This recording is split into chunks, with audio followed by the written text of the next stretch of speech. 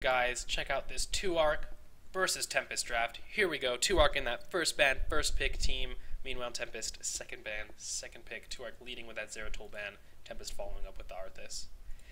And then we see Witch Doctor in that third pick slot. So a little earlier than he's picked before, we see them first pick Tychus, so totally normal there. And then Tempest follows up with Uther Stitches, 100% understandable. And then 2-arc picks up the Vala Witch Doctor, finishes off with Brightwing ETC. So, I mean, that is a lot of range damage, Zoya. Do you think the ETC is going to bring the crowd control that they need to actually apply their damage and win the team fights? No, because I think ETC is bad. Okay. Personally. So, I really dislike... was it them that took ETC last week as well? Over the Diablo? No, wait, no, it was the team they were playing against that took the ETC over the Diablo. I don't know. I personally dislike ETC a lot, especially when Diablo's up in the air. There's a lot of ways to just interrupt his stun. I mean, they have the Rainer Q that can just interrupt the heroic. Yeah. Well, I also feel like, I mean, this team composition by 2-arc, it has so much actual range damage if it can bring any of it to bear. But I just feel like it's going to be hard for them to find the engage they need. ETC as a solo initiator, I agree, I don't feel like he's powerful enough. And you're comparing that to a Stitches and a Barbarian, and the enemy team has the Maw probably on the Zagara, and I just don't know how they're going to find the DPS uptime to make their ranged characters work. Yeah, we'll have to wait and see. I mean, they are great with these. They do these weird things too. They're kind of like a calmed down version of Clairvoyant. Clairvoyant just does the craziest things, where 2-arc likes to do weird things, but surround it with smart things. Yeah, like the Volaticus here. So I mean, it is possible. It's just the ETC's. Maybe it's a preference thing for their style. Personally, I would rather see either a Diablo or Tyrael instead of the ETC. But overall, it's a very solid team. They got a lot of damage, like you said. Yeah. Those three specifically have some of the best damage in game. Well, I guess it's time to check out the game. Are you ready? 5 seconds in, good to go? Absolutely. Well, then I am also ready here at 5 seconds, normal speed. Let's get this started, guys. Checking out that blue team in 3, 2, 1, hit it, and we've got the 2-arc team with a few tricks leading the charge on the Witch Doctor, Mr. J Pickles on that Rockstar EC, followed up with Furious D on the Tychus, Kiro on the Brightwing, and then they swapped up the lanes on me to trick me up, Kiefer's on that Demon Hunter mid lane.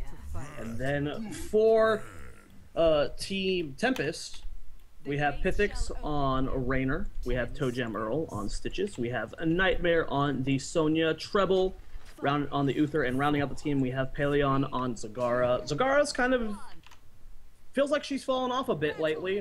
She's still as good, but we're not seeing her picked as much, as we did week 2 and 3. So the only changes that really happened to Zagara were her creep is now a little better if you get the talents at level 16, and the Nidus network can actually be cast anywhere on the map. You have vision now.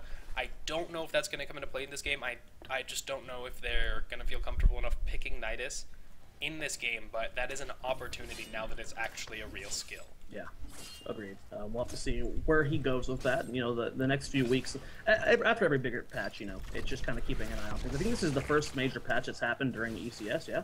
Yeah, I believe so. So the next few weeks are definitely going to see, interesting to see what teams adapt to that quickly. Not too shocked about how the lanes are split here. I do find it a bit curious that we have the Brightwing middle. Yeah, typically Brightwing on a side lane, right, so the phase shift can be used for the maximum distance possible. Yeah. I think that 2-arc feels a little light on their roam squad, so they're just trying to optimize who that is. Like, they've got Vala, Tychus, it looks like, trying to put pressure on wherever they need to. They're trying to hold back the Zagara lane, so now it's kind of devolved into a 3v3 on that bottom side, because Zagara puts so much pressure on that defending team. She has one of the best, if not the best push in the game. She can just keep on plowing. I don't think any hero can successfully 1v1 her. Yeah, well, they can 1v1 her if they can actually fight her, yeah, but they can't outpush her. She's the hardest pushing hero in the early game, for sure. Yeah, we do see that Sonya trying to go for a pick here on a few tricks, does not end up committing to it all the way. Other lanes seem to be pretty quiet, just soaking that experience. Yeah, actually, on this top lane, Mr. Difficult's being really aggressive, putting a lot of damage on Pythix. He's got to go back and use his healing well now, but it's unlikely that he's going to be able to secure that kill because ETC just doesn't have the damage to cut through that Rainer Adrenaline Overload. And now we see that Zagara, really powerful early game, along with that Barbarian, taking those Ogres. And it looks like Demon Hunter and Tyke is doing the same. So we just see an Ogre trade here. One team's going to the bottom, one team's going to the mid lane. Pretty typical safe laning phase for both these teams here. Yeah, I mean, neither team has the super heavy gank potential unless Barbarian and Stitches start roaming together.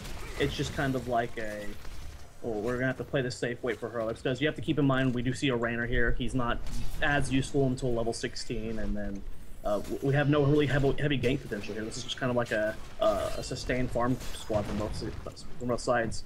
Yeah, so this is the Garden of Terror. We have not seen games on the new Garden of Terror yet. The most interesting thing is that now the Plant Terror, when you hit 100 seeds, it starts it automatically. Here we see, oh, a huge hook on a few tricks.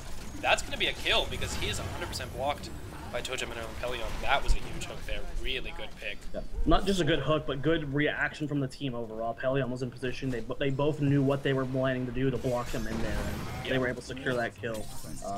Well, good job from them. That was a really well-executed kill.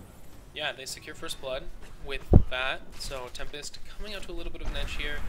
Now, we see the Zagara starting to put actual pressure on that bottom lane. Those towers are very low on ammunition. They're starting to take some health damage. Are we likely to see them stay aggressive down there, or try and deal with this jungle stuff? Because we see plants are up, teams are starting to get seeds, knights are being taken. How is Tempest going to respond? It's going to be interesting to see where they go with this. I mean, we're already seeing the night pressure being taken. They're going to have to deal with that. Their combo is just such it's a wide variety of every type of style that they have to figure out where they're going with it, personally. And they seem to be playing more on the passive defensive end right now. Absolutely. We see 2Arc coming in here. With this push bottom lane, they want to get something done with these night camps. I think this is a good idea. Tempest doesn't have the people in position to defend against this, really. Oh, 2Arc sneaking that bribe onto those Ogres in the mid lane. That's really good for them. Gonna buy them some extra pressure. And now, Team Tempest, because they were up with that top side Knights, they don't have the right people down in this bottom lane to deal with this Knight push. 3-man strong. Yeah, this might be able to actually take the fort if people don't react in time. It is still currently a 3v2. Those super minion Knights are so hard to deal with. Pelion is out of mana, so he can't really do much more to defend against this. Treble poking forward as well. Here comes Tojam from the back. Will he be able to land a hook on somebody? Doesn't look like he's going to do a nice Witch Doctor wall, but catching Treble off guard here. Tojam really can't afford to commit to a hook right now. Both his teammates really wouldn't be able to follow up. Yeah, Pelion being run out of mana there before the Night Camp shows up is actually huge. I mean, normally Zagara would be able to defend that relatively easy, but because he didn't have any mana, it just, I mean, that push did tons of damage. It got the whole front wall down, and it got the moon well, and that fort's low on ammo. That could be an opening, a really good opportunity for 2Arc to take an early fort. We see both teams at level 9 here, relatively close in XP. Oh, looks like Team Tempest just hit 10. Let's see if they can do anything with this. They're trying to move into position on this top side. You can see Stitch's Barbarian looking to make something happen here. They find Brightwing and ETC, but it's not going to be enough. And now 2Arc has another Bile pick from another Stitches today. Tojam taking Bile. That's 2 today. And we do see the Devouring Maw. We're not going to be seeing any Knights out of Zagara 4 today. Overall, pretty straightforward heroic stuff with the Bile. I mean, that's starting to make kind of an appearance, but yeah. So in this patch, Gorge got nerfed a little bit because Stitch no longer has sprint, and now Bile has a mini sprint attached to it, so you can see kind of why they've switched that up, but we haven't seen it be used effectively yet. Let's check it out, see if it's, keep an eye on whether that's very good this game. Yeah, a cool thing about the Bile is it does do the slow. So once Rainer is 16 and with the Executioner, the Bile is going to be great for him, give him out much of trouble. We do see the Pelion getting stunned. He is in a polymorph. He will go down here. Witch Doctor ultimate over the wall. Lots of damage going down onto Tempest right now. Good maw from Zagara, catching a lot of the members there. Odin does pop out and is going to take down Nightmare. Currently is 2 kills for 1. Brightwing being the only one falling. Will they be able to secure the kill on Tojam? He is going to fall. Pythix is so low as well there. Uther Hill going to top him off, but overall, 3 for 1, I believe. Yeah, so that was actually pretty interesting. It looked like they had a really, really good engage for this 2Arc team, and they did end up taking 3 for 1, but they were really close to actually losing it. The Barbarian ult came in and hit the 3-stack, and they immediately got Maud. And that's kind of unfortunate because during that stun time, Barbarian wasn't able to do damage because they were in the Maw instead. And then Uther wasn't there in time to follow up with the Divine Storm on the targets that came out of Maw. If those had just been a tiny bit different, we would have seen a huge comeback with those AoE ultimates from Team Tempest, but the team just not quite in position to get that huge follow-up. So Tuark sneaking away with a victory there, and a pretty good mosh pit, I would say. I mean, it hit 2 targets, and it got a couple seconds of duration, so pretty useful there. You know, it works out well right now because I think ignoring the ball does go in on Keepers. Keepers is getting so very low. Will he end up falling? And he does. Treble's going to be taken down. Oh, he actually gets healed up. Big heal there, keeping him alive, and that's a 2-for-0 right now. Good reaction there. Tuark might actually end up losing another member as a few tricks falls as well, and suddenly kills swing from 3-1 to 5-3. Yeah, that was a pretty huge 3-for-0, and that even gets them an Ogre camp. Now, Team Tuark in a good position here, but they don't have a Plant Terror, and Team Tuark has a Plant Terror, and Team Tempest doesn't. So if they don't make use of this 30 seconds left, the Plant Terror will actually despawn. So they have to select that if they want to use it. Yeah. And that's, how do you feel about that mechanic overall? Do you think that, what do you, okay, if you were on their position right now, where Mr. J. Pickles did take up the Plant Terror, do you think that was a good decision to pick it up right now? Yeah, I think the Plant Terror is enough better now that it's worth picking up in the early game if you happen to get the seeds, because it's better than them going to waste, honestly. With the improved polymorph on that Q, you're fine to teamfight with it. Now, missing that one is pretty bad. It only gets Raynor and Furious T getting hooked, but he managed to dash out. No Gorge there to follow up. And I would expect to see Tuark take a fight if something actually engages you, because that Plant Terror's polymorph is so powerful. Yeah. But the reason for the change overall is to avoid those late game stalemates where you get Plant Terror and the enemy team defensively Plant Terrors and it just goes back and forth like that. That's the reason that the Plant Terror automatically triggers the 100 and you can't stockpile anymore. But what that does is it makes seeds a lot weaker in the early game because they're only good on the first plant. Now here we see an engagement starting that Plant Terror is zoning a lot of people. Toe Jam and Earl taking a bunch of damage. Toe Jam Earl getting body blocked by Mr. J. Pickles a lot there. Will he end up falling? He does fall. Here comes Barbarian, stunning a lot of people. Furiously does go straight into the O, and Kiro, where is the Witch Doctor? He's coming up from below. Hasn't used his heroic just yet. A lot of the interrupts are down right now. If a few tricks can get a huge Witch Doctor ult here, he can secure those last few kills. Going to end up using the wall on Treble and does not end up using his heroic. You know, as I'm reassessing this composition, I'm actually liking Tuark a lot more. We have multiple high priority heroics with very few interrupts. You know, if you look at the interrupts and you're focusing them on the ETC alone, you have the Raynor knockback, you have the Maw, you have the stun from Treble, which you have to be in melee range for, and the hook. Some of those are going to be pretty hard to hit, and you have to keep in mind that they're also wanting to shut down the Ravenous Spirit from the Witch Doctor. They don't have enough interrupts for this team. So the overloading of basically high priority channel ultimates is kind of putting them on the defensive because they just don't have the interrupts to hit everything that they need to hit. Yeah. And even if you do hit your interrupts right, you still have to deal with an Odin and a Vala doing continuous damage to you. So definitely going to need a hook to get a really good engagement for this Tempest team in order to beat Tuark with the big team fight ults.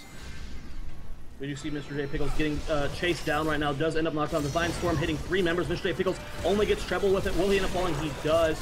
Another kill going in favor of Tuark. Kills right now 6-5. Yeah, so only a tiny kill lead, but a little bit of an experience lead as Tuark rocking that 15 to the level 14 of Tempest. And now we see both teams kind of pulling back conservatively, taking some seeds.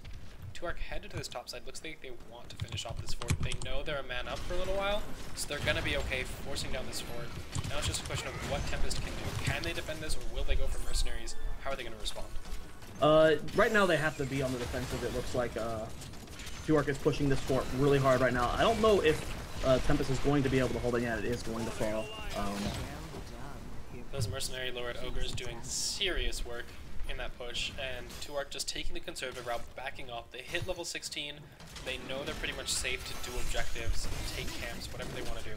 So they're going to pull back and do that Guard of Terror and not be afraid even though the enemy team gets to know where you are while you're doing it.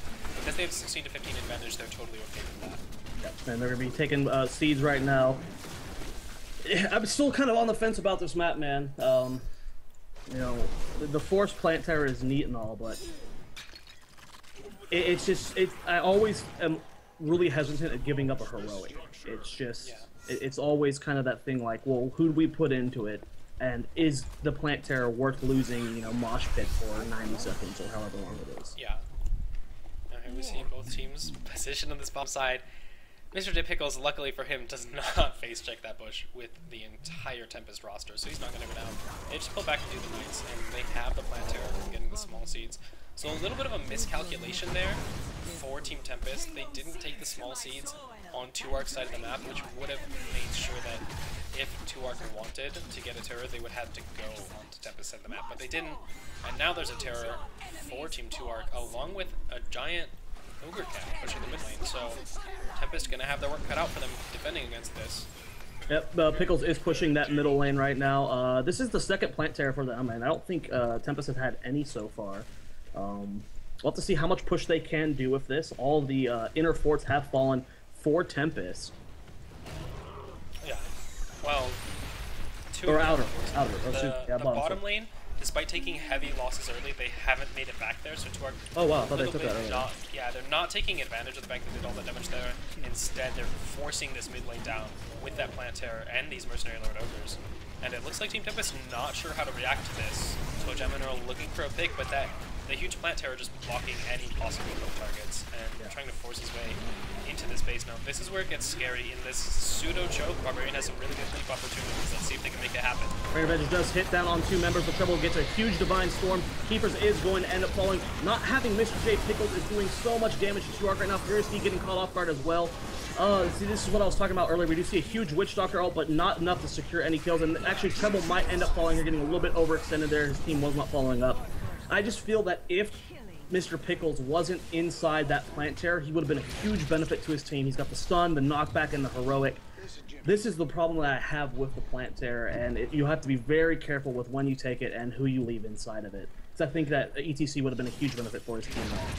Yeah, I definitely feel like the plant terror polymorph wasn't really used to any great advantage in that fight. We didn't see it land on Team Tempest while they were engaging, so it just didn't have that much of an effect. And we saw a really huge Maw actually preventing Brightwing from healing her Demon Hunter, and Demon Hunter gets focused down, and they can turn back on the marked targets and get them. So really good coordination there by Tempest to take that team fight. But 2-Arc did good damage in the mid lane. That keep is really low, and they still have a small level advantage. We'll have to see how this goes from here. It's so hard to end on this map, even with the plant terror. Even with all the new changes, this is still kind of a map that can kind of just get a little bit slower. And they're doing a good enough job at keeping themselves in the game. I mean, by them I mean Tempest. So we'll have to see what either team can do to rally a victory here. I don't think we're seeing a good enough use of we're not utilizing the Stitches pick at all. We're not really seeing these pick plays that are happening that usually group with a Tyke or a Stitches. Yeah, we haven't seen any of the big hooks, and it's so much harder to get those picks with Bile instead of Gorge. Now, Bile is better if you just mash your teams into each other head on, and we've seen that the Stitches, instead of going for a fishing hook build, he actually went for a slam build, so we got all the slam range, damage, stun talents, and that means he's going to be really good at brawling, especially with that Bile, but it means that he doesn't have that pick potential that he's so feared for. Yeah, it's definitely going to be interesting to keep a track on how the Stitches might change over the next few weeks. That is a huge nerf to him. We'll have to see how teams adjust, and we're starting to see it. You know, the Preacher Wild is a good option, but is it good? Is he as much as a threat without it now? It's hard to call Nick. Ooh. Tempest might get a pick here over this wall. There's no creeps to block it. Oh, he snags the one ranged creep left out of the pile instead of the Demon Hunter who's going for a tragedy for Trojan and Earl. Yeah, they're gonna have to back off. No Merc camps really. There's some on the bottom. They could take either Golem camp right now or Giant camp. They are headed down in that direction. Level 18 to level 18 kills are dead even 7-7. Forts though, that's where Tempest is really behind right now. Yeah, Tempest down 3 forts, so 2-Arc has a lot of base left. They can afford to lose a team fight or two and not end up losing the game because 2-Arc, you know, they have all those bases up. They have structures they can throw away if they need to. Whereas if Tempest loses a big team fight, 2ark just runs down the mid lane, kills the keep instantly, and if it's a bad enough team fight, they end the game. So definitely a precarious position for Tempest. They want to try and avoid having team fights occur near their mid lane so that 2ark can't rush it down. And now it looks like Tempest finding Mr. J Pickles. He's trying to initiate here, but he just gets blown up. Really quick there, in there. Here comes the Witch Doctor ult. Not getting interrupted, Ned does get stunned. Matrix does have to back off. Odin is popped by Furious D. Nightmare is at half health. Right wing ends up falling. Titix coming up in bottom. Does get trapped into that wall. They're going for the trace here. Will the Matrix be able to get away? And he will. Someone not going for the dismount on him. And Knights are going to be taken. A pretty good win there for Tempest. Yeah, absolutely. Tempest just getting that free pick on the ETC by looking at that brush with all 5 ETC. EC was trying to have vision for his team, right? He was in that brush. He was like, all right, guys, you guys do the night camp. I'll check if anyone's coming. He didn't count on the fact that if he actually sees them coming, he just dies because all 5 of them are there. And now we see that Ogre camp that Tempest casually grabbed a little bit earlier. It's now with the night camp, and that is going to be a ton of pressure.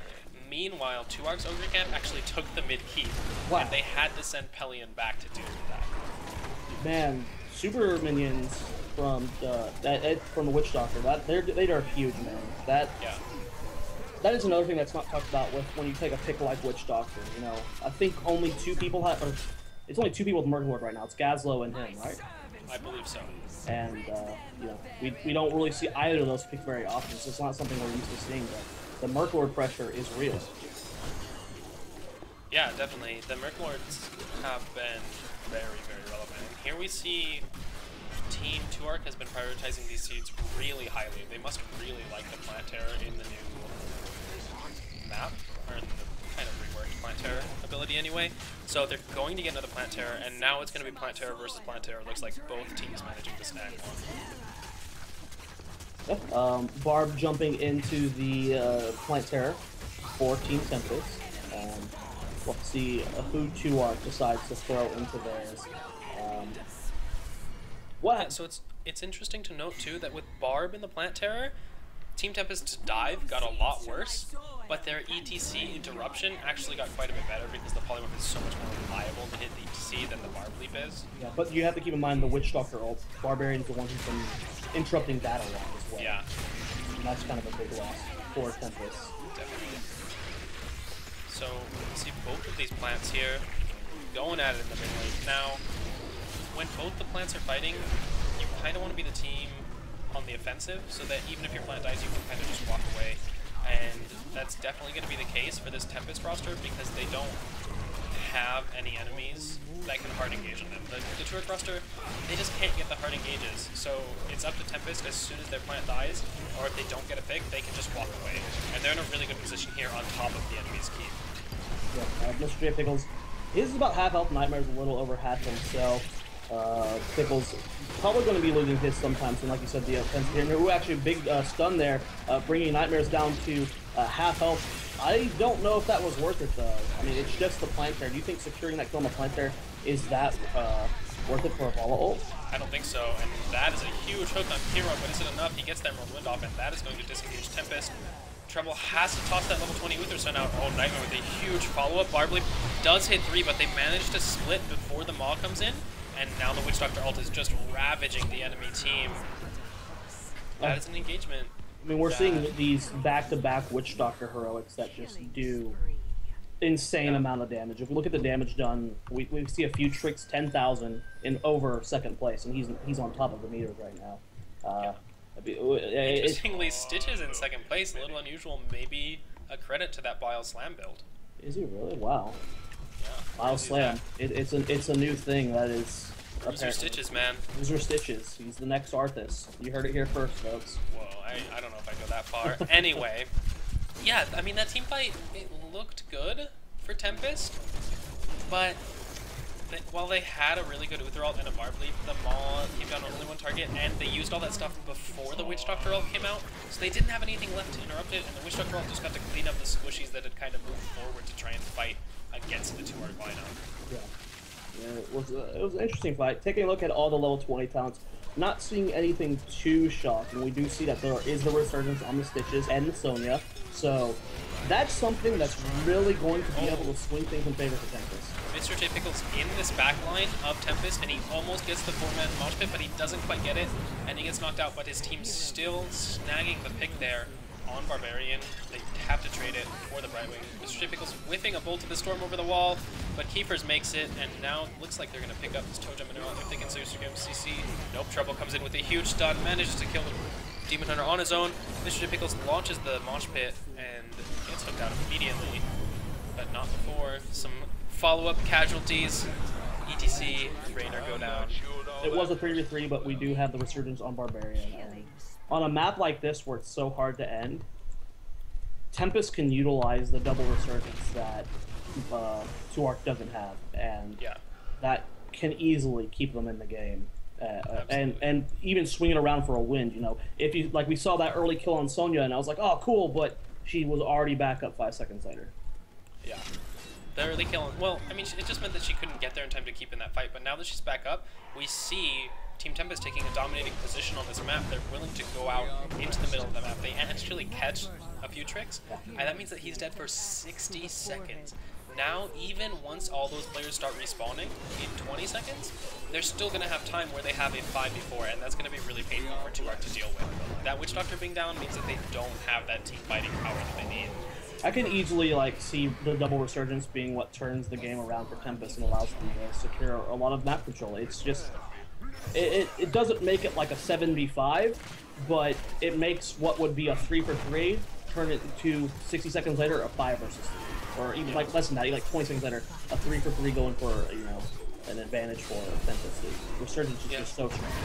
Especially on those tanky frontliners too. You have to blow so many cooldowns to actually take one of those down during a fight, and when they come back 5 seconds later, you don't have those cooldowns up again. Yep. So they just re-engage, and now they have this huge front line that's actually fighting you, and you can't really do anything about it.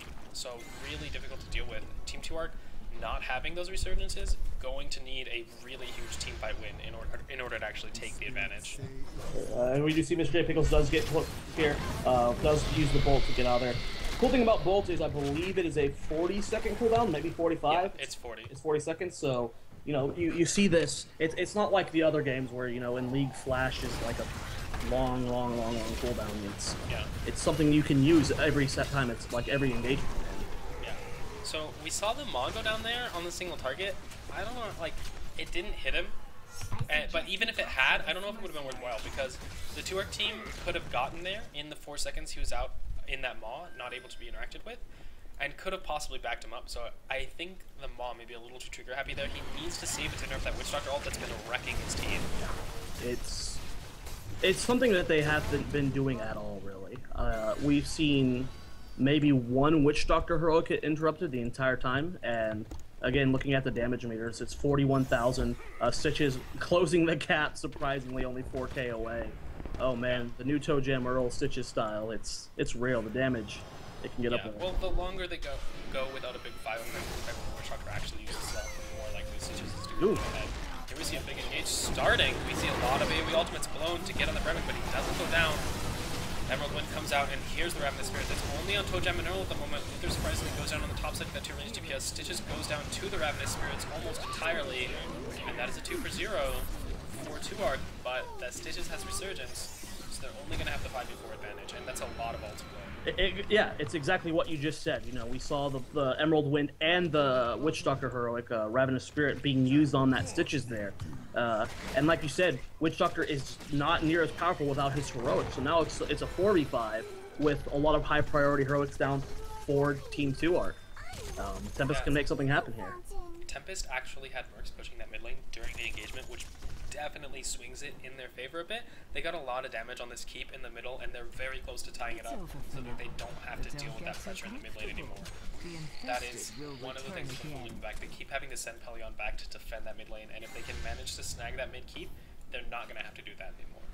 We do see that. 2Arc is trying to push mid here. They have these super giants here. For those of you that don't know how Merklord works, when it's on the Siege Giants, they get 50% increased damage. When it's on the Knights, it's 50% health, making these minions super buff. Doesn't look like they're going to commit to the push all the way, though. Just make Tempest react to clean it up. Yeah, so Tempest would have had to back up to defend against those anyway. With the catapults and the Mercenary Lord Ogres, they would have had no problem doing out the creep moves under the core and probably ending the game eventually. But Tempest just going to pull back, clean those out. 2ark not willing to commit to a fight to actually try and end the game. A little bit hesitant there. I think 2ark kind of needs to pull the trigger. That might have been the only time they're going to have an advantage. Yeah, I agree. The longer this game goes, I feel like Tempest is going to get more and more difficult to deal with because those AoE stuns that they have just get more and more valuable the later the game goes. I agree, and it's hard for 2ark to even push there, because what if they did engage without the Witch Doctor ult? They would have been able to maybe kill the Sonya and the Stitches again, but then Sonya would have been back up right away, and it's just so hard with this particular lineup. Like, unless they land the perfect wipe where Mr. J Pickles happens to get those 4-man mosh pits, it's going to be really hard for them to end. And here we see they're definitely not able to come into this Ogre camp and deal with it, it looks like. Oh, maybe they're going to go for it. They at least pressure them by clearing the creep tumor out. They're going to force Tempest back. Oh, the bribe stealing it faster than Tempest can react, and he misses the hook. Cutesy bribe there by Brightwing actually manages to steal out that Ogre camp from under Tempest's nose. Yeah, bribe, super good. For those of you who have not played the game yet, bribe, whenever you are in a lane and you kill minions, you get stacks, and then I believe it's at 20 stacks, you get to use a bribe, which just immediately takes over a Merc. And you see Brightwing utilized a lot like that to take up siege giant camps. Yeah, definitely think Tempest was trying to bait 2ark in there. They wanted to get the engage, and then 2ark just snaps off those bribes, and Tempest is like, oh god, whoa. I totally didn't realize that was happening. Oh, Mr. J Pickles face checks in here. Keeper's now sandwiched between Totem and Nightmare, but that Rapid Spear destroys that front line of Team 2ark. Tempest, Brightwing does finally get the Emerald Wind off and does disperse the team. It is currently a 3 versus 3. Neither of the Resurgence heroes died, though, so if they do secure the kill on Stitches and Barbarian, it is still going to be a 3v3. Yeah, so that team fight would have been enormous for 2ark, but a little bit of mispositioning by the Demon Hunter got her caught in that little tunnel area between Stitches and Barbarian, and that is a bad time, let me tell you. Demon Hunter goes down, not able to do really any damage, but the Ravenous Spirit really cleans up and does a lot of work against Tempest. So, coming out huge there. And now we see Mercenary Lord Knights and Ogres pushing this bottom side. Yeah, this is what 2ark really needs to secure a win here, or at least secure another inner keep. They've taken the first one already of the game, and they're about to take the second one. That's going to be 2 lanes with catapults pushing, which it's just more map presence from them. The pressure is real. Mr. J Pickles looking like he wants to go for a kill here. We do see Sprint used by a few tricks. He does land the Stitches in there. Here comes Nightmare, though, with a huge leap, stunning both of them, and these guys are going to have to leave here. Is this an overextension from 2ark? Pelion bolts forward. Mr. J Pickles does get caught in the maw. Huge Uther stun on a few tricks. Will he get killed off here? And he will. Mr. J Pickles is going to fall as well, and this is not looking good for 2ark. A huge mosh pit, though, hitting 4 people, but Furious D not able to pump up enough damage. Kiefer comes just a few seconds too late here, and now with no resurgence, it's a 5v3 suddenly. Oh, but the Mercs are pushing the Palace! Oh man, that core it's gonna end 50%. Tempest has to get back here and deal with this. The Stitches does have Slam, and it's gonna be able to stun out, but all those range creeps and catapults. Oh my god, that looks like so that spawn just saved the core. Oh my god. Now, that team fight was definitely an overextension by Team 2ark.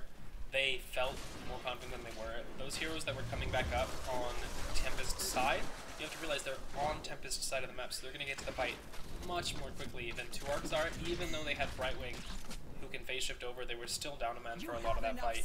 So even though we saw even a single target Maw from Zagara and a single target Divine Storm from Uther, it was still enough to win that fight and push 2ark back. But the Mercenaries doing that much damage to the core means that the back door is always a possibility, especially with 2ark picking up this Planetara now. Yeah, this is oh man, that was close. Now I think this Planetara is GG.